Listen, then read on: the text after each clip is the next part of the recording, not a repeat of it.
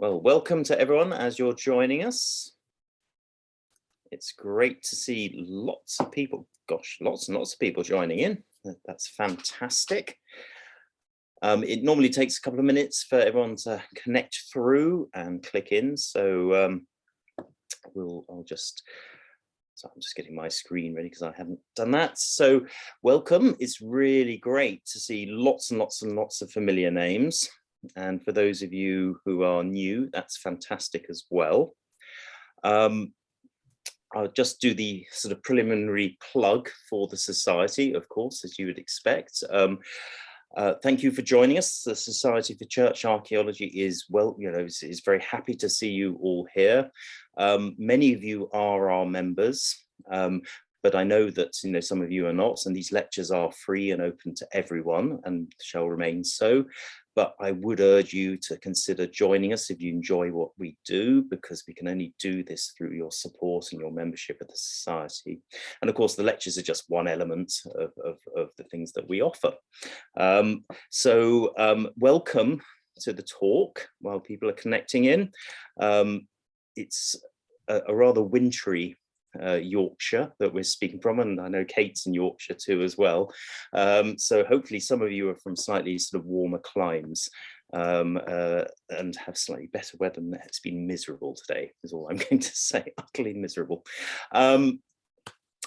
Just to remind you that we have regular lectures every month, so do check our website for the next sort of schedule. Oh, New Hampshire. Oh, we're going to get into the usual competition now of who's from further away. Toronto. Fantastic. Somewhere sunny. Scottish Highlands is not sunny. I want somebody from Melbourne. Melbourne's in the news a lot at the moment for various reasons. But it's great to see you joining us from all around the world. And that's the great thing about Zoom and what we can do via that. So just as a reminder, for those of you who haven't joined us before, if you have questions for our speaker, do pop them into the chat box, and then Rob at the end will filter those, because quite often you all ask the same question or very similar questions. So Rob will distill those into sort of something meaningful to give to our speaker, and she'll be able to hopefully answer them, but do make them tough and probing and difficult. Saskatchewan -50. I'm not even going to go there. I think probably most people have now joined in. So without any ado, I will introduce our speaker, who is Kate Giles, who will be very well known to many of you through her work. She's a buildings archaeologist, a senior lecturer at the University of York. She's of particular relevance to us because obviously she has interests that are very wide ranging, but particularly in the archaeology and interpretation of public buildings, guild halls, but also probably for the context of tonight, churches. She's currently the co-director of the I knew I was going to stumble over that, the Centre for the Study of Christianity at the University of York.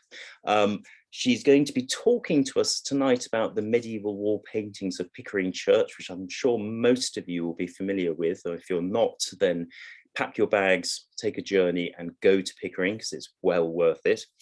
And even more well worth it is her book on the wall paintings from Pickering will be coming out in June of this year. So get onto Amazon, pre-order it.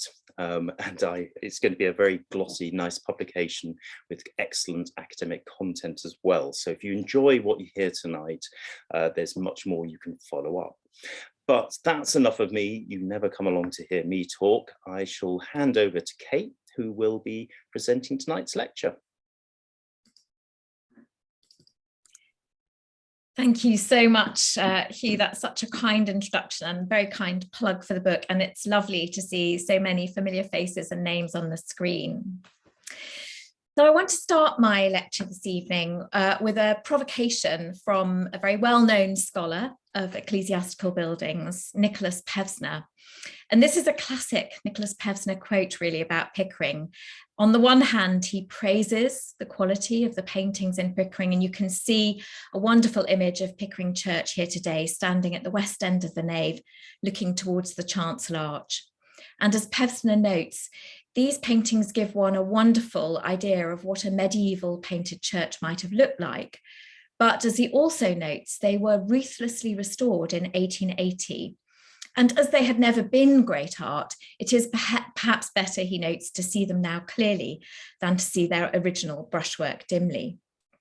So Pevsner's quotation provides the provocation, as Hugh has kindly said, both for the lecture, but also for my book, in which I wanted to understand more about the restoration of these paintings and to unpeel the layers of that restoration process to try and discover what meanings might lie behind them.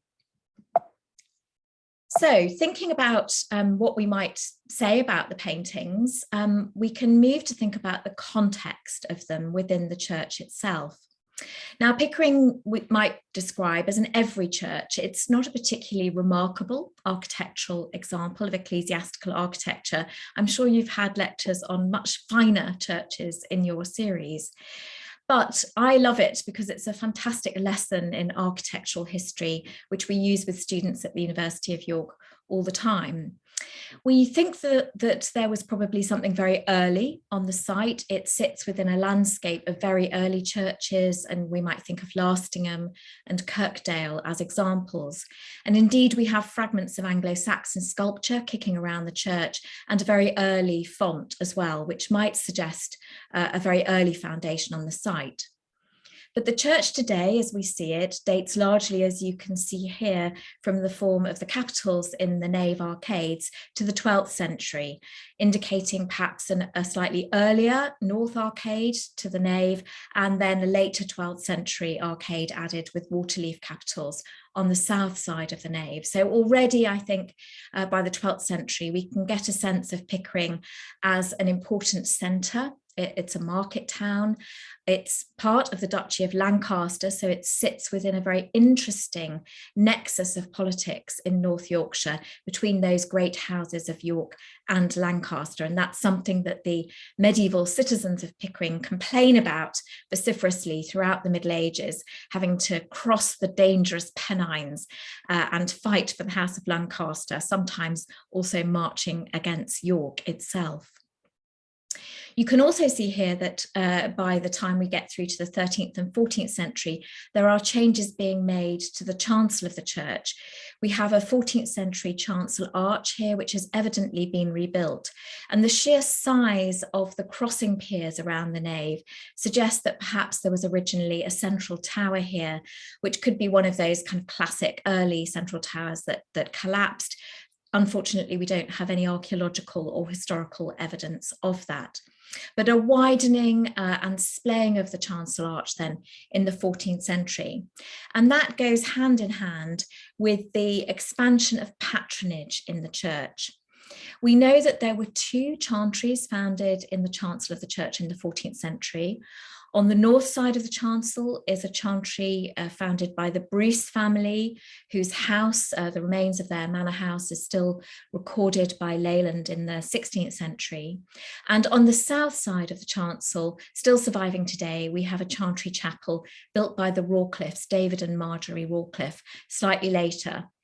Now, the north side Chantry Chapel, unfortunately, was demolished before the 19th century, but fragments of it were seen when the present organ chamber was constructed as part of the ecclesiastical restoration of the church in the later 19th century. And there are some really rather fine alabaster and other effigies in the church. You can see poor old Sir Bruce, who was dumped rather unceremoniously by the chancel arch by the Victorians here, and Marjorie and David Rawcliffe, who are still in their Chantry Chapel, although covered in lovely graffiti today.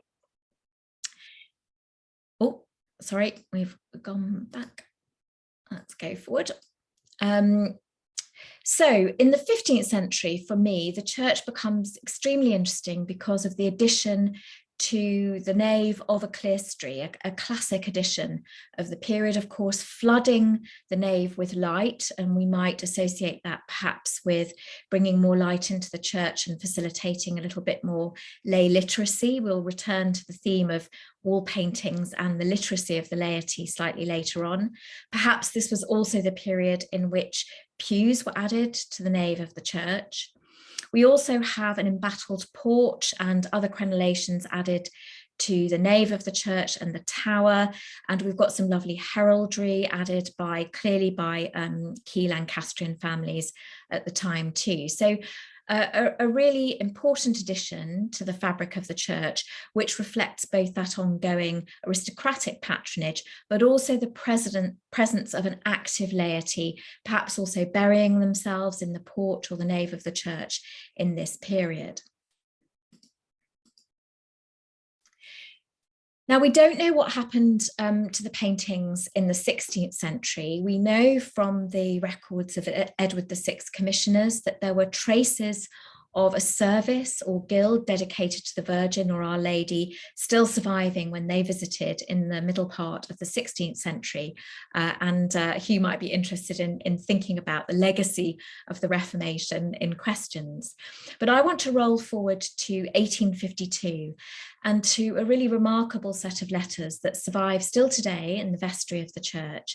And they are correspondence between the Reverend John Ponsonby, the incumbent of the church, and the Archbishop of York, Thomas Musgrave.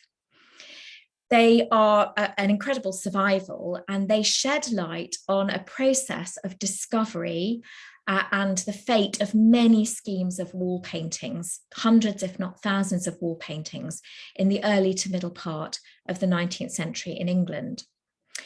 As you can see here, Ponsonby is writing to express his extreme concern about the discovery of a series of wall paintings, which he describes as works of art as being purely ridiculous and yet being worth nothing as paintings. He notes to his archbishop that they will detract his congregation, possibly from his sermons, and excite feelings of curiosity within them.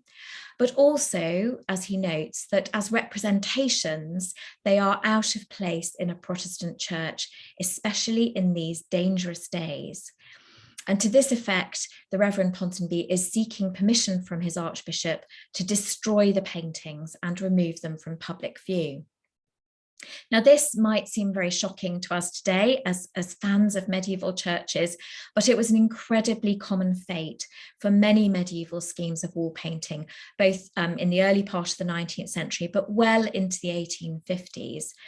And we have to set that in the context of several things, both common to wall paintings nationally, but also specific to North Yorkshire. Of course, the idea that medieval wall paintings were Catholic in their iconography was a common concern amongst 19th century clergy. There had been, of course, the emancipation of Catholics in the 1820s, but also locally in North Yorkshire, that had gone hand in hand with the foundation of a new college for training Catholic priests locally at Ampleforth, founded by the Fairfax family. Alongside that, there was rival competition within Pickering itself from the local nonconformists who were rapidly establishing chapels all over the market town. But we must also remember that there was at this period a great debate about the re-establishment of the Catholic hierarchy in England. And this is a movement sometimes known as the papal aggression, where new Catholic bishops were being appointed. And this led to a national debate in Parliament, to riots and rallies and vandalism of newly established Catholic churches, and a really anti-Catholic sentiment in and around the sort of 1850, 1852 period. So Ponsonby is perhaps thinking about that. We know that there was a big rally in York at the time. But one also suspects that he is concerned about movements within the Anglican Church. Ponsonby is clearly a conservative rather than an evangelical member of the clergy. But he's looking over his shoulder at those two great movements of the 19th century. On the one hand, the Oxford movement, the Tractarians, looking backwards towards the medieval church as a source of inspiration theologically for new forms of liturgy, vestments. But on the other hand, of course, the Cambridge Camden Society, the ecclesiologists, and their interest and enthusiasm in looking at medieval architectural forms as a source of new inspiration for architecture. So Catholics to the left of him and nonconformists to the right of him, and the Oxford and Cambridge movements standing behind him, caused Ponsonby to be concerned. Now, Ponsonby himself was seen by his local parishioners as not entirely sort of proactive in the parish.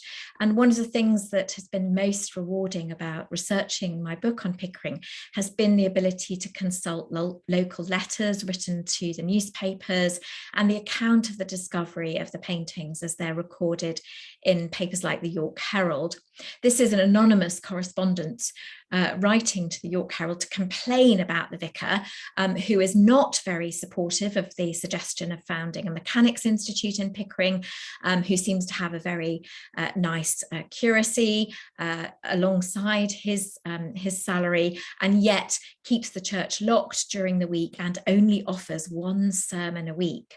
And you can see here, this is a very early photograph of Pickering, that the condition of the church in the 1860s when this picture was taken is absolutely classic of the period. So we have the sort of legacy of those box pews, appropriated pews in Pickering, which can only accommodate a limited number of the congregation. So it is perhaps not surprising that many people were making their way to the nearby nonconformist chapels.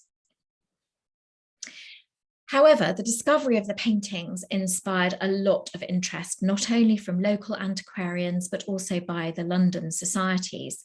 The Yorkshire Architectural Society, which is now the Yorkshire Architectural and Archaeological Society, dispatched the architect William Haydykes, consultant to Durham Cathedral, and their artist, Mr. Bevan, to visit Pickering and to write a paper describing the paintings, which was read at the proceedings of the society and then published in their proceedings in 1852.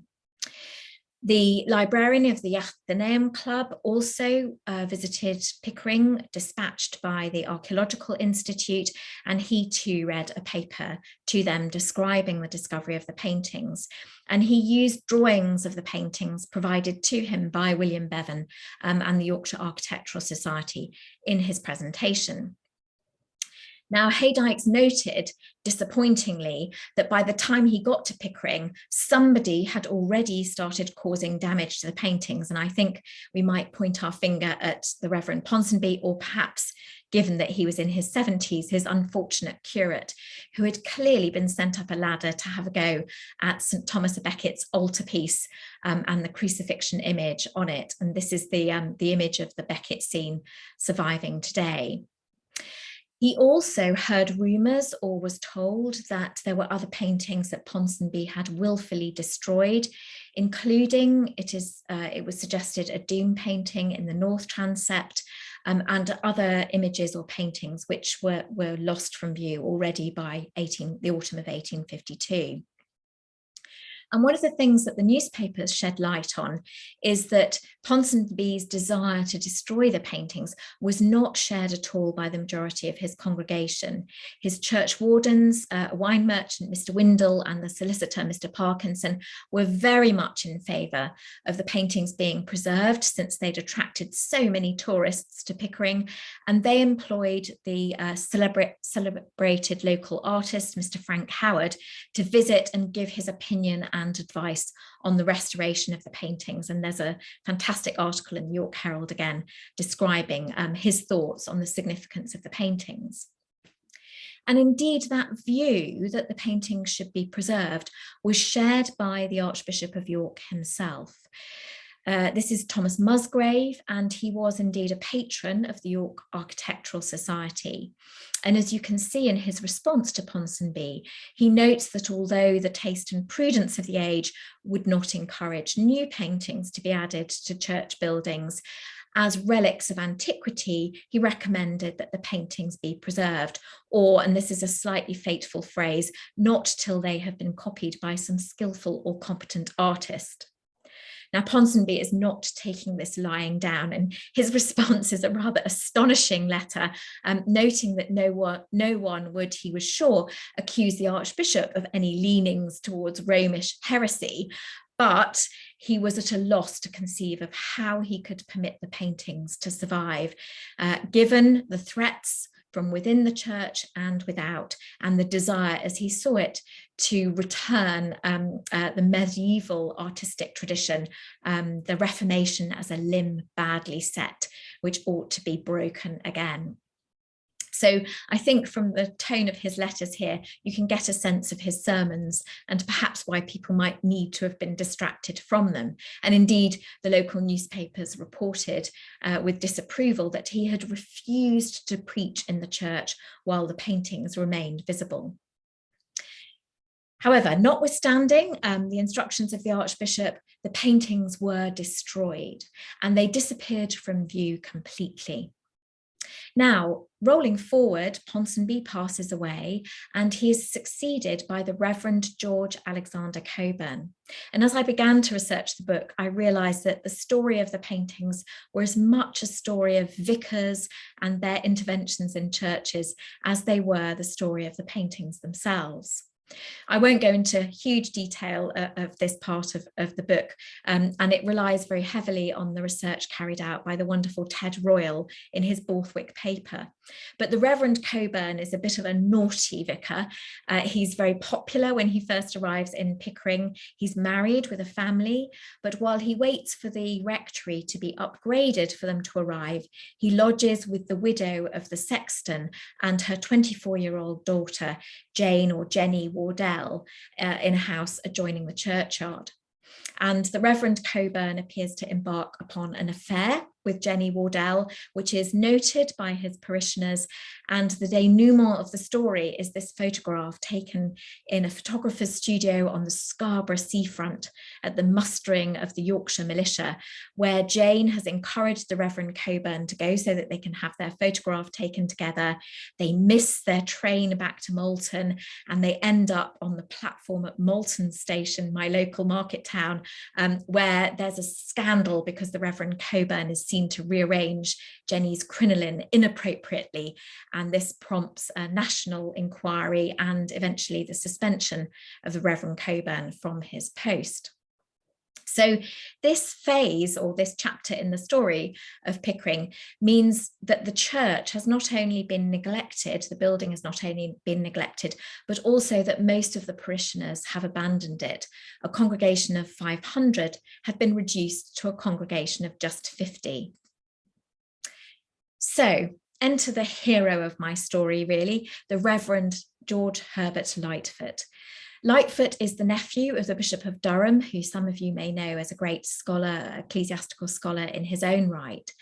And when he arrives, only as curate in charge of the church, he's only appointed as rector when Cockburn actually dies. And I won't spoil the ending of that story for you. You can read it in the book or read it in Ted's account. But when Lightfoot arrives, he realises that the church needs complete restoration. And he embarks on a massive programme. He's clearly influenced by the ecclesiological movement, and he probably is an ecclesiologist himself. You can see, looking at the chancel here, all those hallmarks of the ecclesiological movement, the reinstatement of steps up to the high altar, the reinstatement and replacement of stained glass windows, the installation of a good organ into the church. And he is advised in this restoration project, not only by the great ecclesiastical architectural expert Scott, who advises on the underpinning of the church tower, you can see here, but the restoration programme itself is led by the Manchester architect Crowther. So he restores the church, raising thousands and thousands of pounds. And we shouldn't forget Mrs. Lightfoot, who is the right kind of vicar's wife, who clearly is a dab hand at running fancy bazaars and fundraisers. And the church is reopened to great acclaim. But at that moment of restoration, nothing of the paintings is visible. And this is when Lightfoot is encouraged to think about extending his restoration talents to restoring the paintings. Many were living, he notes in his account of the restoration of the paintings published in the Yorkshire Archaeological Journal, who told him about how exciting the paintings were, how many tourists came to visit them. And so he decided, with the advice of various experts, that he would take the plaster off the walls and look for the paintings seen in 1852.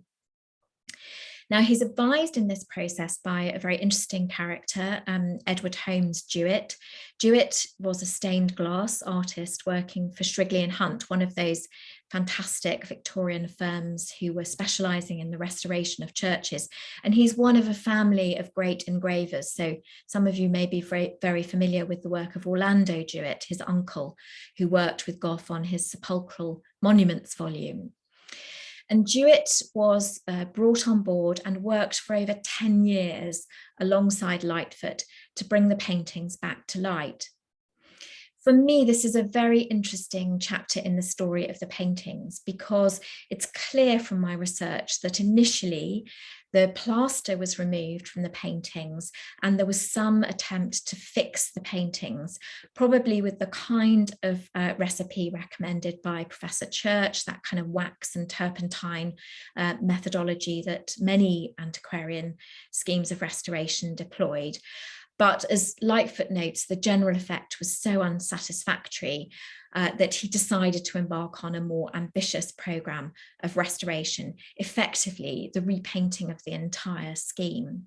And once again, this is one of those acts which has really sealed the fate of the Pickering wall paintings and has resulted in many art historians like Pevsner dismissing them as a mere act of Victorian restoration. But again, in the book, it's been a fascinating way of understanding this programme of restoration, to connect it with the work of the V&A and the publication, the first major scholarly publications of lists of wall paintings by scholars like Charles Keyser, following on the work of Soden, Lushington, Blackburn, for example, bringing those works together, publishing lists and enabling both contemporary artists and clergy to better understand the legacy of medieval art in their churches. And you can see as successive editions of Keyser's list of buildings are published, how more and more of the Pickering scheme has come to light.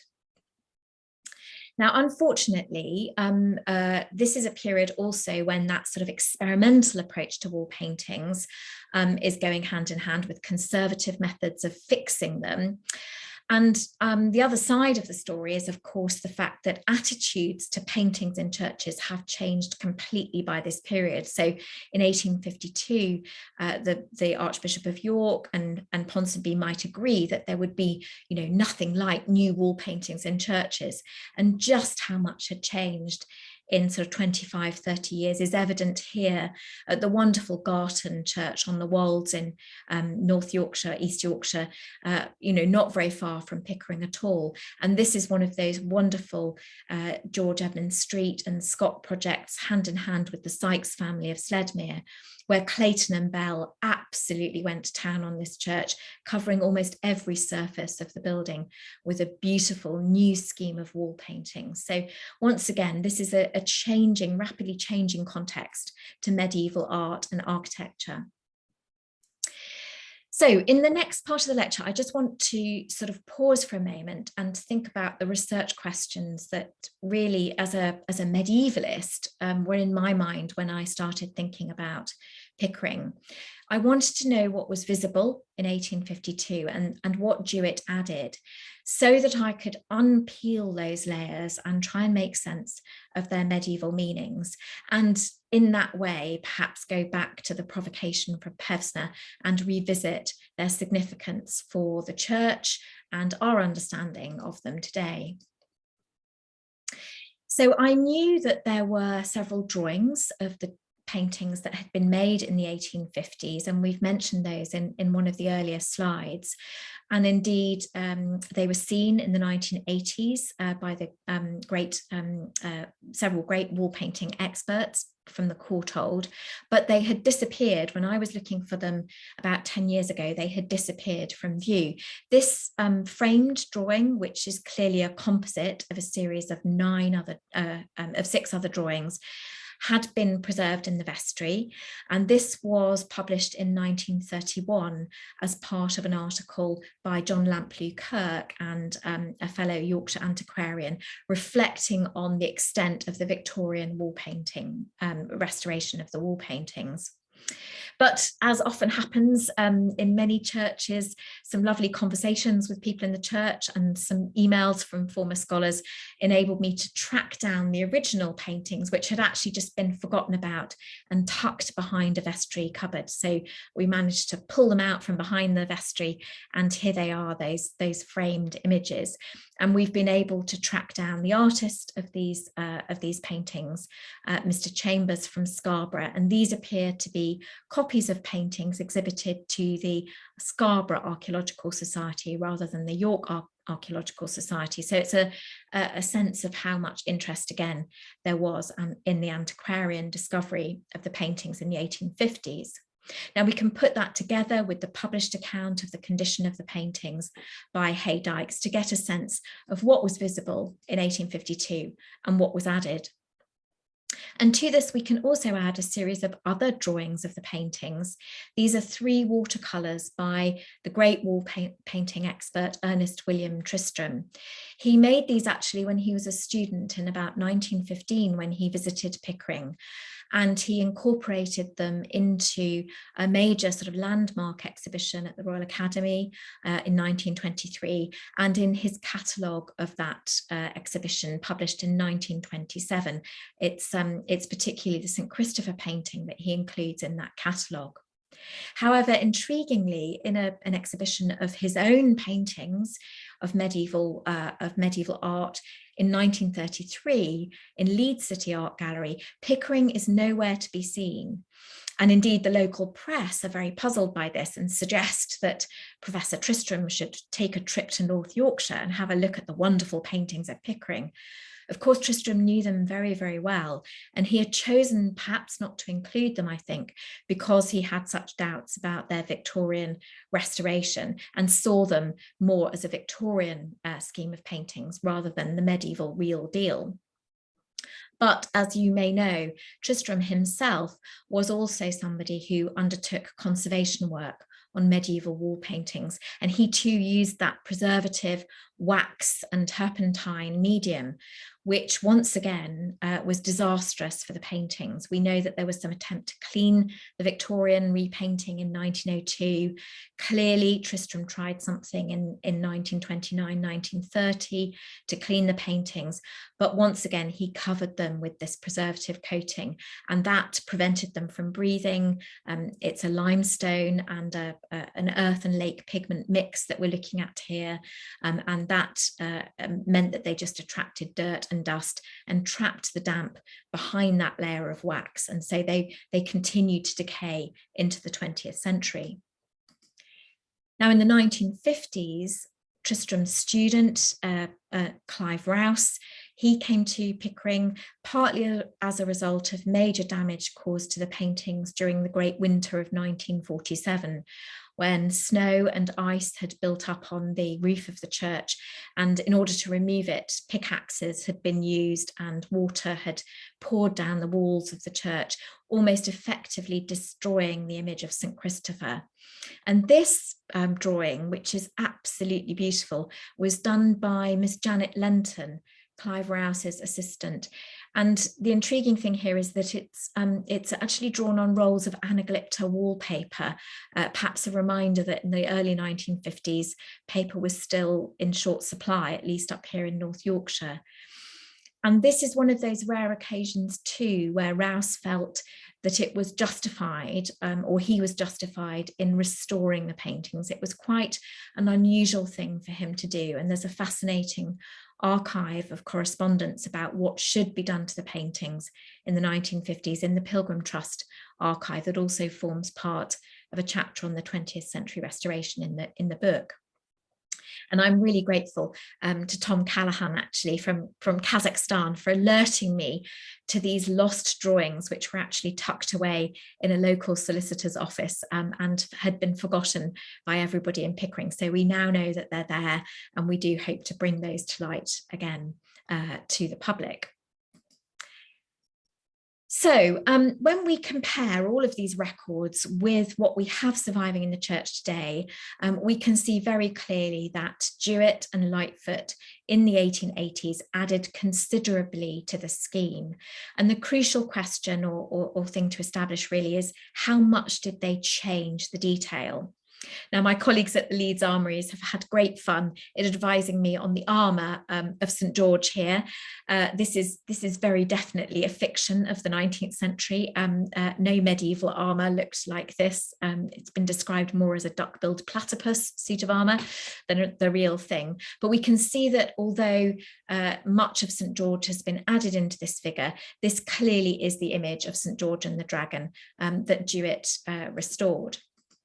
Likewise, we can see that scenes were added, but not completely invented. Here is the story of St John the Baptist remonstrating with King Herod and his martyrdom.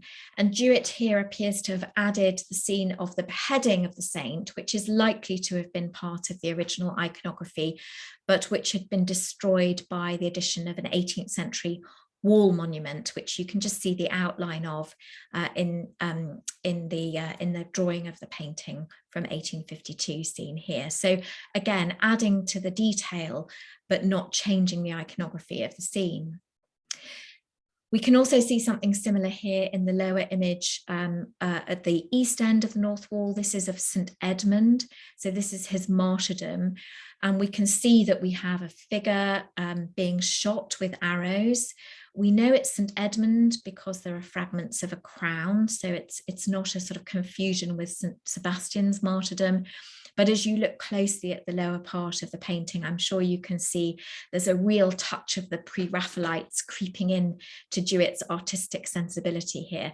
And we think it's likely that he trained actually at South Kensington and of course may have been very influenced by the pre-Raphaelite Brotherhood during his training time there. And then finally, we know that the lower part of the scene of St Catherine's martyrdom was also added by Jewett. And again, there was a wall monument which obscured and had damaged this part of the scene. And this is really only the one major change or erroneous change that Jewett and Lightfoot made.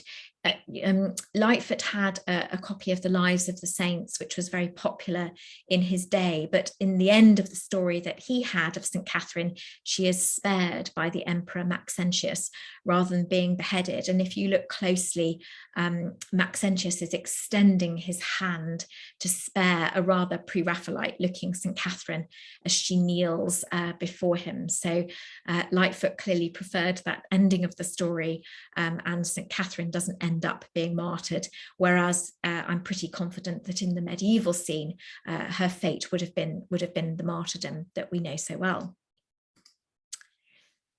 We also know that there were paintings, as I've mentioned, seen and lost. So I've mentioned that there was something in the north transept described as a doom. The north transept was completely rebuilt. This is the image on the right-hand side of the north transept.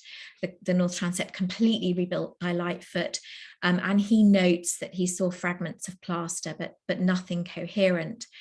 What we do know was lost completely was an image of St Michael weighing the souls, which was on the west wall of the church. And we're looking down the nave from the chancel steps here towards that west wall, which was completely rebuilt as part of the underpinning process. And we have no idea really what date that painting was. There were no drawings or photographs made of it. It's also the case that we don't know what's behind the plaster at the far western end of both the north and south walls, and indeed the far eastern end of the walls of the nave. That's a bit of a mystery, and it's something we would like to explore further. Another intriguing wall painting, which is referred to just in one newspaper article I've come across, is a Last Supper painting recorded as being in the chancel of the church. My hunch is that my initial hunch was that this was a mistake. It was somebody misremembering or misreporting the Herod's Feast St. John the Baptist scene from the nave. But actually, I was really struck by the fact that one of the memorial windows inserted into the chancel is an image of the Last Supper dedicated to one of the prominent solicitors from Pickering, who was one of the patrons of the restoration. And so I do wonder whether the insertion of that organ and the reconstruction of the north wall of the chancel took with it some fragments of a Last Supper, probably of an earlier scheme, an earlier date. Again, there's just nothing in Lightfoot's account that confesses to that, but that's my hunch. So perhaps there was a much earlier scheme of wall paintings here that we've lost altogether. So now in the remaining time I have, I want to unpeel. Now we've established that we have quite a lot of Victorian restoration here. We've got layers of artistic sensibility coming in from the Pre-Raphaelites. We've got some minor additions to the scheme, but fundamentally, we have the iconography of the scheme preserved. I want to sort of run through and think about what this tells us about the medieval meanings of Pickering, and more broadly, what this tells us about 15th century schemes of wall painting. So many of these images are absolutely what we'd expect in a 15th century scheme of nave wall paintings in an English medieval parish church. They are the classic choice, heterogeneous choice of popular patron saints, intercessors for the faithful, and we've got very popular characters like St. George and Christopher juxtaposed at the west end of the north wall. So we might think, as we move through understanding these paintings, of the ways in which these saints functioned as sermon exemplar. There was a tendency, I think, and I've been guilty of this in the past, as describing these paintings as a kind of Biblia Pauperum, a sort of poor man's Bible. But I think now we have a much better sense of the levels of lay literacy that were circulating, not just in the towns and cities of North Yorkshire and England in the later 15th century, but also in rural areas too. And we have some good surviving probate sources, not, alas, from Pickering. There's only one medieval will surviving from Pickering, but from the region, that tells us about the ownership of devotional texts like the Golden Legend and the Gilt Legend. So the stories of these saints then brought to life by sermons being preached, being used to sort of dramatic effect too. We've got St. George and the dragon, a lively depiction with the poor, I always feel sorry for the poor old dragon. We've got St. Christopher striding across the water, being guided by the hermit lighting him just under the clerestory window. And I do wonder whether under the clerestory window next to St. George, we might not find images of the princess or her parents looking out from the tower. It's one of the things we'd like to sort of explore more about. And as we noted, St. Christopher largely repainted both by Jewett and then by Rouse again. But apparently the image of the Christ child emerged miraculously under gaslight as Jewett was doing his restoration one February evening. So it's something to hold on to, perhaps, that something still survives of the outlines of the medieval scheme. And one of those aspects of both of these saints that it's worth bearing in mind in terms of the architecture of the church is the belief, of course, that St. Christopher and indeed St. George, seeing an image of these saints would prevent you from dying an unshriven death. So that it wouldn't prevent you if you saw an image of them from dying that day, but it would prevent you from dying unshriven that day. And I love the way in which, if you just open the door of Pickering and glimpse through the late 14th, early 15th century art, you can see these images sort of greeting you. Perhaps Pickering's parishioners were used to doing this on their morning's journey down the dangerous road to York or out into the fields to see those friendly intercessors and say a quick prayer or attend morning mass. Moving eastwards then along the North Wall, we have this lovely, or perhaps not so lovely, but interesting cartoon of St. John the Baptist. It's the story of him remonstrating, of course, with Herod for having married bigamously his wife Herodias. And just at St. John the Baptist's feet, you can see an image of Salome wearing her sort of ermine gown, tumbling gracefully on the floor, for which of course she has offered any prize that she cares for art to ask for. And that prize of course is the head of St. John the Baptist. And if you look back at the center of this image, this lovely sort of dais end of a feasting table displayed, you can see the saint's head on a charger. And the Empress Herodias is actually holding a dagger with which, of course, she's supposed to have stabbed the head of St. John the Baptist. And we know that those little alabaster St. John the Baptist's head effigies were very, very popular votive objects up in North Yorkshire and in Nottingham, coming from the alabaster industry. So it's again possible that these paintings went hand in hand, not just with statues and candles, but also other votive and devotional objects and texts owned by the parishioners in Pickering. Moving eastwards, again on the north wall, we have an image of Becket kneeling before the altar in Canterbury Cathedral. We've got this lovely vaulted ecclesiastical interior, and this is a depiction just before his martyrdom where his biographer Grimm is remonstrating with the knights. Now we know that this is quite faithful, that this is quite a good survival, notwithstanding the curate's damage to the crucifix on the altar, but it really is faithful to the detail of the armour of the knights as recorded in 1852. And that's important because the date that has been attributed to the paintings at Pickering traditionally has been around 1450. But thanks to correspondence and input from the Leeds Armouries team, I think that we can be confident now that we're looking at a date for these paintings of somewhere nearer 1470. And of course, that becomes very, very interesting when we think about various anniversaries that might have fallen at that time, not least that the 300-year anniversary of Becket himself. And Becket, of course, was a favourite saint of Edward IV. So again, that date may be significant, not least in terms of the delicate tightrope that parishioners in Pickering are treading between those houses of York and Lancaster. And given that below Becket, we have Henry VI, one of his favourite saints, Edmund. So we've got the image of the saint here, and we've got that black letter text telling us that this is Edmund, prince and martyr, and an inscription, heavenly blessed who has made, hem shall have for hes good deed. And again, I think this is a really interesting reminder of the extent to which the vernacular is being used in these paintings. And of course, David Griffith's very important project on texts in wall paintings is going to be shedding a lot of fascinating light on what that can tell us about devotional texts and imagery and how they go hand in hand in terms of supporting lay literacy in this period.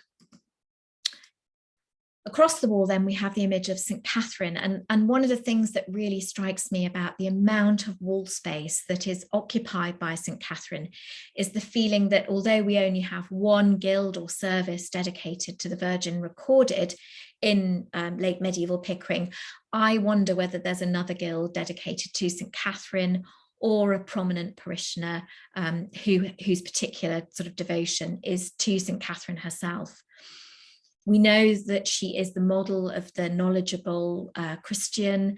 There are lots of elements of text associated with this depiction of her story, which is a cartoon again, read from the top to the bottom of the wall and from left to right. So we have scenes of Catherine criticising Maxentius and his court for the worship of an idol, Catherine being imprisoned.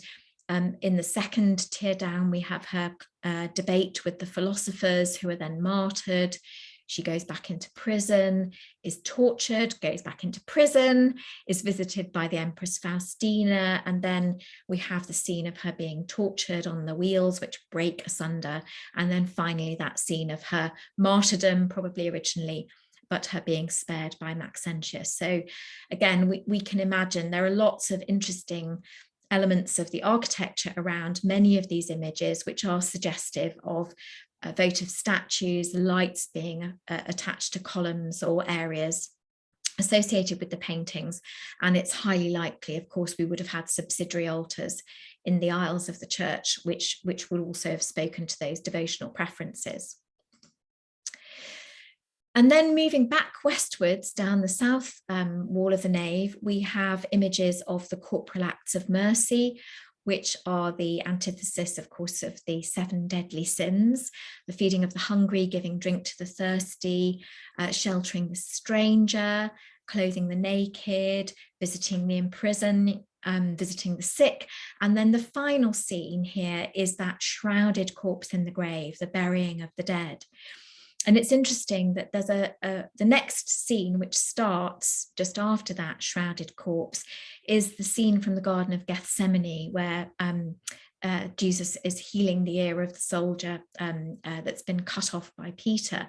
But that there, you might see that there's a thick black line to his right, and that also seems to be part of the medieval scheme. So whether or not there's a misunderstanding of where the corporal acts of mercy end, or a junior apprentice who gets his line wrong, I'm not quite sure, but it clearly is there in the 1852 drawings as well. And those scenes of the corporal acts of mercy, which we might associate perhaps with the Lenten catechism period, being able to recite what you should be doing as a good Christian and what you shouldn't do, lead into the image of the Passion sequence. So we have Christ in the Garden of Gethsemane, before Pilate, being flogged, carrying the cross, and then just above the arch in the arcade, the crucifixion and the descent from the cross. And then rather wonderfully in the spandrels of the arcade arches, we have Christ bursting out of his sarcophagus as the soldiers kind of fall back, and then the harrowing of hell on the other side of the archway. And this is really interesting because this, just underneath this archway, we have the door, the entrance door into the church. So we might imagine the ways in which this could have been brought vividly to life in the Easter sort of pageantry and processions, as the clergy rapped on the door of the church, mimicking the kind of harrowing of hell. So perhaps these paintings were also involved in that performative drama and liturgy that we associate with rural churches like Pickering and its churchyard drama traditions as well. Now, in the clerestory windows, the final series of images we have were thought originally to be scenes from the death, funeral and Assumption of the Virgin. So in the centre, we have what I think we can be confident is the funeral of the Virgin. And here is the legend of Belzeré jumping on the coffin, becoming stuck fast, and then, of course, recanting and being freed from the coffin. And to the left, images of angels with some form of textile or girdle just being thrown down from the upper portion of the image, which I think is probably the Assumption scene. On the right-hand side, you can see that we have the apostles grouped around what was supposed to be the deathbed scene of the Virgin when they were first discovered. However, if we look across the wall of the nave, we have the scene of the coronation of the Virgin, which seems to be the culmination of these scenes. And when Miss Janet Lenton undertook her restoration work, some new images came to light that allowed us to kind of reassess that funeral deathbed scene. So I think these 3 images quite confidently go together, and I'm always intrigued by that the images of the people leaning over the battlements of heaven. I can't help feeling that it might be the parishioners of Pickering depicting themselves alongside the angels as the worthy residents of the Holy Jerusalem, and that allows us to revisit the final scene on the other side of the wall, where Miss Janet Lenton, you may be able just to make out, uncovered a foot just above the heads of the apostles, which I'm using my mouse to highlight here. And I think now we would understand that as being the ascension scene and the culmination of the Passion of Christ. So where does that leave us overall in the scheme of the paintings? Well, we can put it together with the host of scholarly literature that we now have on devotional practices, texts that were in circulation, everything from the Golden and Gilt Legend, of course, to John Merck's instructions for parish priests, the value of artworks as sermon exemplar, instructions and encouragements from the lay folks' catechism, but also the ways in which all of these sermon exemplar and other devotional texts played into the ordering of time within the late medieval parish church. Now, obviously, there are various competing notions of time in the Middle Ages, both linear and cyclical. For the church, of course, revolving around both the Sanctorale, the fixed feast of the saints, and also the Temporale, the movable feasts such as Easter. And of course, the Golden Legend orders images and stories in that order for people to read. And one of the intriguing aspects of things like the Gilt Legend and some local breviaries is the way in which the new year, of course, which we'd normally assume liturgically would start in Advent, is also sometimes replaced with a kind of new year, start of the year at Candlemas or early February, and then the secular calendar year, the regnal year, on the 25th of March. So all of these different sort of notions of time feeding, of course, in a place like Pickering, not only into devotional texts, but also the agricultural year and that kind of cycle. Now, the reason for being interested in time here is because in trying to unpack the meanings of these paintings, many, many years ago, as a nervous PhD student, I decided to plot them out onto a ground plan of the church as I was giving a tour to the Royal Archaeological Institute, and as a terrified student, decided to cram as much as I could onto a series of notes, including the feast days of the saints. And as I wrote left to right on my little handout and began to plot those feast days, I had one of those kind of little moments where the hair on the back of your neck stands on end, because I began to write about the Passion cycle in that Easter, March, April period, opposite St. George's image on the north wall, moving through to images of St. Christopher, and lost images also recorded in the clerestory, St. Anne in July. August, coronation of the Virgin and her scenes, St. John the Baptist in August. Opposite them, scenes in the clerestory again of St. Matthew, now lost but just visible in outline. And finally, towards the East End, images of St. Edmund and Catherine in November and Becket in December. So March, April, July, August, September, November and December. It seemed to me that this was some kind of form of liturgical calendar. Now, how do we make sense of that? What do we mean by a liturgical calendar? I mean, normally, of course, they are found in books of hours and psalters. And who designed it? Is this purely an accident?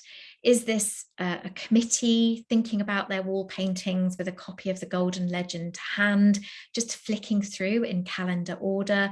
Or is this a unified vision led, for example, by the Service of Our Lady, the guild dedicated to the Virgin? In the book, I sort of debate these things and suggest some possibilities. But I think one of the things that I wanted to emphasize this evening is that I hope what it does is to allow us to revisit Pickering and perhaps other schemes of medieval wall paintings as deserving of more attention. So even in fairly recent years, great scholars like Paul Binsky or Pamela Tudor-Craig have given a verdict based on their perception that this is mere bricolage, that these schemes of paintings have no meaning. I think that Pickering invites us to revisit that in the light of the fantastic scholarship we have now on late medieval devotional practice. So where does that take us next? I want to end, given that this is a Society for Church Archaeology lecture, by saying we are all interested in the stories of churches and in what that does for churches today. And it's been a great privilege in Pickering and in other projects elsewhere to work alongside the PCC. And this is the recently retired vicar, Anthony Pritchett, to think about how we might do more with the paintings. So we would very much like to clean and conserve the paintings and tell the stories that we've uncovered to a wider public. So we do hope that in the future we can find funding and take that project forward. And as a university, we can bring the latest kind of digital recording techniques to bear on that from our centre, the Centre of Study for Christianity and Culture, and that can illuminate the detail of conservation needs, working alongside our wonderful conservator, Tobit Curtis, who has been a faithful friend of Pickering for 25 years, recommending that the paintings are cleaned and conserved for the current generation.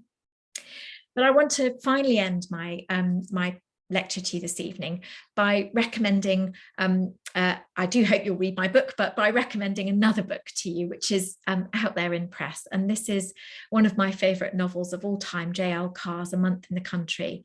Carr was from North Yorkshire, born in Carlton Miniot near Thirsk.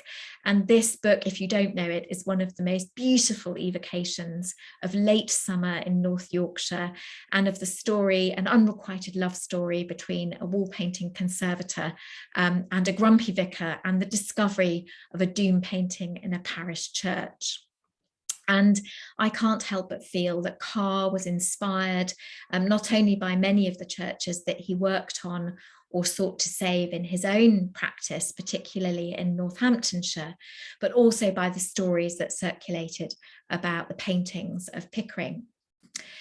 And if you need any more encouragement to read the book, you can also watch the film in which the wall painting conservator is played by Colin Firth and the archaeologist digging and excavating in the churchyard by a young Kenneth Branagh.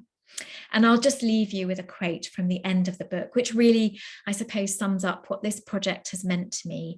The desire not only to unpick and tell the story of these paintings, but also communicate that story to the people who are passionate about churches today. Thank you very much for your time this evening, and I look forward to your questions. Thank you. Well, thank you so much, Kate. That was absolutely amazing. There's so much to think about, and dissecting what is, really complex stratigraphy. I'm a dirt archaeologist, but this is wall stratigraphy that's really interesting to see. And I'm always struck how quite often people who should know better just reproduce the paintings as in textbooks, as if they are what they are, but obviously they are much more complex. So that was fascinating for me. Anyway, I think Rob has got some questions in the chat box that he will field to you. Yeah, got quite a few here, so we'll just go straight in with, did the Victorians usually try and conserve or restore wall paintings when discovered, or did they usually uncover them and then leave them to their fate? Oh, really good question. It totally depends on the level of, what should I say, enlightenment of the clergy. So one of the problems of the ecclesiological society was that initially there was a belief that medieval churches had very bare walls, and that they wanted the tooling to be seen. And indeed, if you read the ecclesiologist, they would advocate various methods by which you could scrape the plaster off the wall to reveal the lovely tooling of the Middle Ages and remove that horrible Georgian stucco. And of course, what that did was to remove layer upon layer, not only of medieval wall paintings, but also, as Hugh's kind of written about as well, post-medieval wall paintings and texts were lost in the process.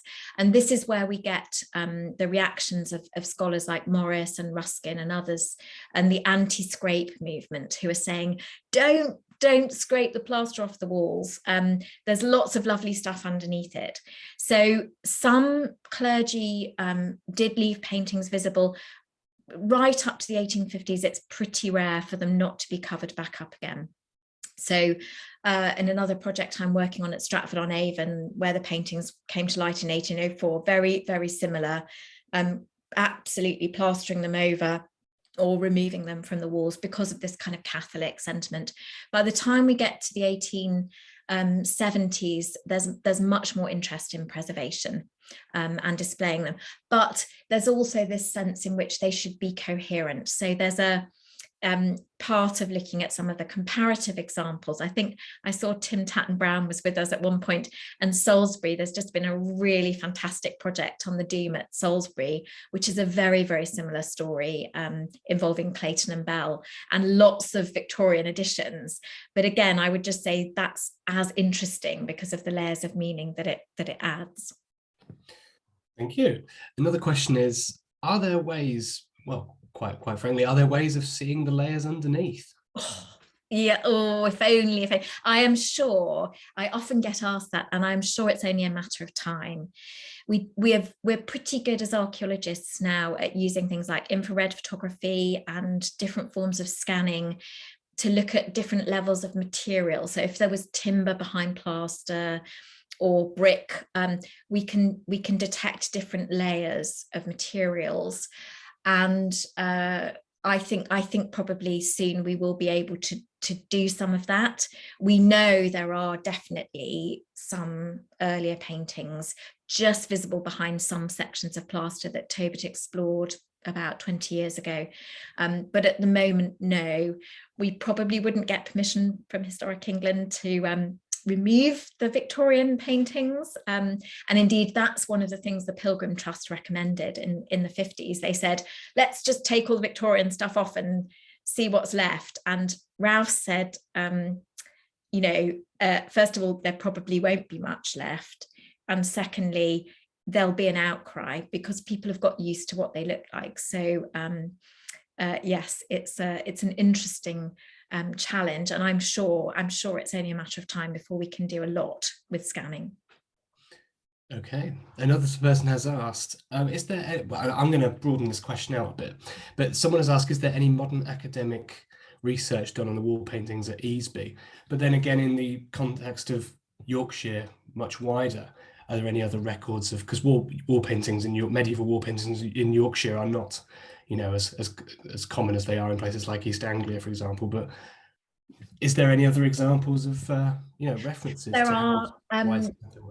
There are some good antiquarian articles, and I tried to look for, I've tried to collate various examples. For example, those of you who are from North Yorkshire, I had not realised that there was a massive scheme of paintings at Hovingham Church, which was completely destroyed.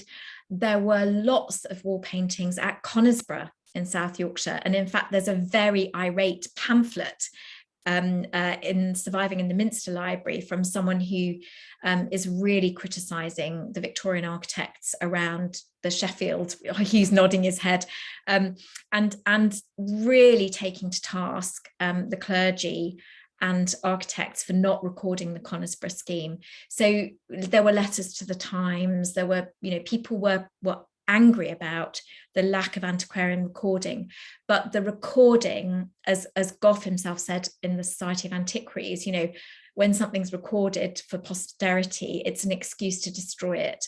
And so, that was said in the 18th century, and it was certainly true in the 19th century, as at Pickering. Oh, we've got a record, give the artist, a day, and then the builders can go in.